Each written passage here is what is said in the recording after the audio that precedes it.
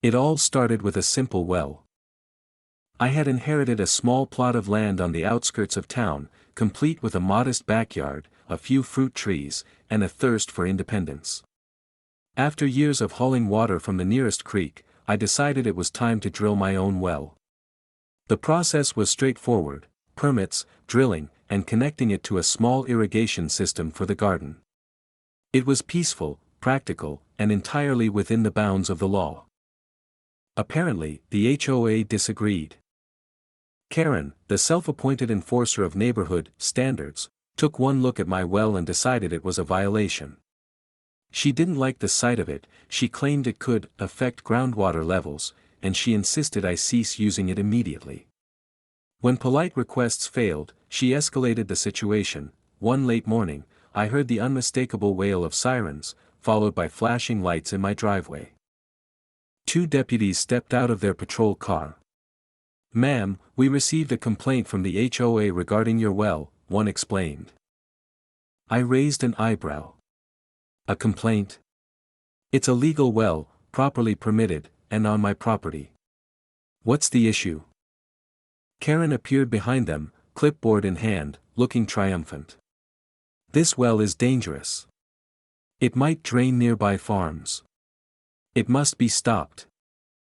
I smiled politely. "You're worried about nearby farms? Funny, considering how far away they are from me." She didn't respond. The deputies, after checking my permits, had no choice but to leave.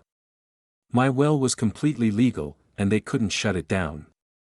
I waved them off, thinking that was the end of it. It wasn't. Weeks later, I noticed something interesting. The farm down the road, the one Karen's family had inherited, was struggling. Their cattle weren't drinking enough water, and their irrigation systems were drying up. Curious, I drove by and saw that their wells were barely functional, water levels unusually low. That's when it hit me: their farm relied heavily on a shared aquifer, and my well, carefully placed, had reduced the flow feeding their massive 1,500 cattle operation.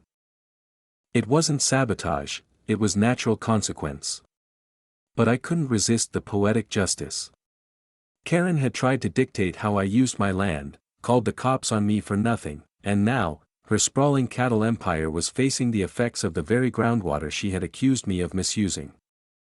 By the next week, word spread: their irrigation systems were failing, and their animals were thirstier than usual.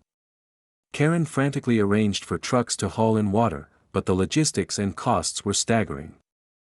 I, meanwhile, watched from my backyard, tending my garden and enjoying the irony. The well that had been dangerous to the HOA was perfectly sufficient for my needs. Karen eventually came to my property herself, scowling and muttering about responsibility and neighborly conduct. "This is unfair," she shouted. "Your well is hurting my farm." I tilted my head. "Karen, my well is fully legal. I followed all permits. And, technically, it's your farm that relies on shared resources." Her face turned pale, realization dawning slowly. You didn't, intentionally." "Nope," I said, sipping water straight from the tap connected to my well. "Completely legal. All on natural flow. Funny how that works." The farm suffered for months.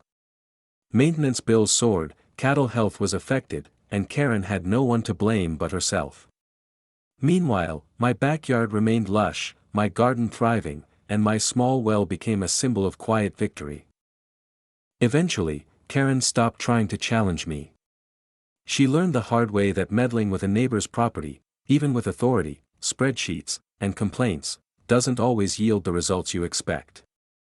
Sometimes, it just exposes you to poetic consequences. As for me, I continued to tend my garden, drink from my well, and watch the irony unfold. The HOA that tried to control me had accidentally lost control over its own empire. All because I drilled a simple, legal backyard well.